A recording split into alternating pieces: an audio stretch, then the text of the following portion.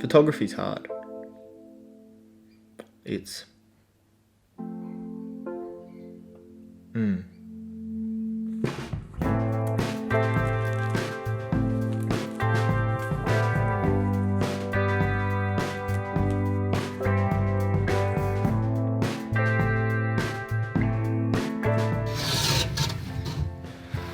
Hey guys, welcome back to another video. So today I woke up with this crazy photo idea that I want to try out. And if I look or sound weird during this video, it's because my wisdom tooth is absolutely killing me and it's restricting like 80% of my jaw movement. And basically the idea with this video is to show you guys that you don't need a lot of people or anyone else at all in order to create really cool and interesting photos.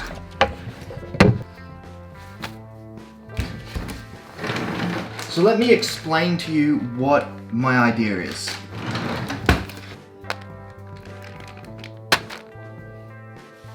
We've got ribbons, elastic bands, camera, and a tripod. Now, as you're probably guessing, the main focus of the photos is going to be the ribbons. Now, what I want to do with them is I basically want them to act as like a leading line from the camera to me, who is going to be holding them. I'm going to set it up with some elastic bands around the camera lens to hold the ribbon in place. I'm basically going to step back with the ribbons and hold them so it looks like the ribbon's coming from under the camera.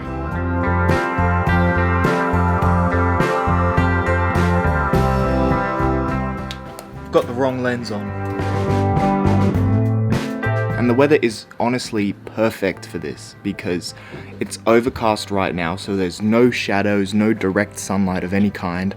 And if you're a photographer, that is what you were trying to create with diffusers and stuff when you're shooting in direct sunlight, because the shadows just come out so harsh. But when it's overcast, nature's doing it for you. The entire sky is just a huge diffuser and it's absolutely perfect.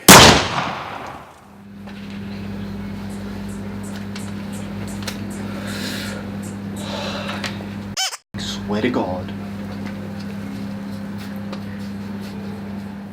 I don't know how to fix it. What really carries the photo, I believe, is the background. And that is something that I do not have at the moment. I'm shooting this in my backyard and I thought I could get the depth of field shallow enough so that I wouldn't really need to have an amazing background to make the photo look cool. But I do. Just take note of your background before you take a photo.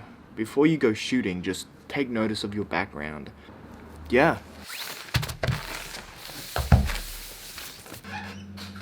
I give up. And I know I started this video saying that, you know, you don't need people to create cool photos, and I still stand by that 100%, but you can't have high expectations going into a photo shoot that you've never done. I was way too ambitious for this photo shoot. I had in my mind exactly how I wanted the photo to turn out, but my expectations were just too high. I've never done this type of photo before. The background was wrong, the focus was wrong. I was just unmotivated to do it. Sometimes stuff just doesn't line up, things go wrong, your expectations were too high, you were too ambitious, and it just did not turn out the way you wanted it to, and you get disappointed and devastated and you just lose motivation for it.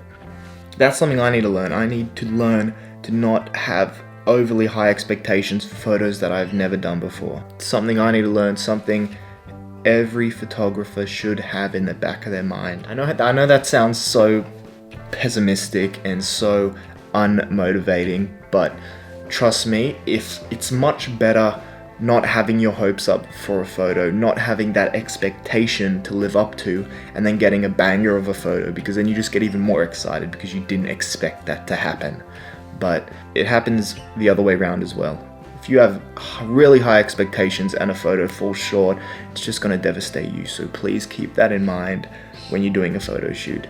And I will 100% come back to these photos and do them better, be more prepared, have a better background. Have an amazing weekend, and I'll see you guys next week.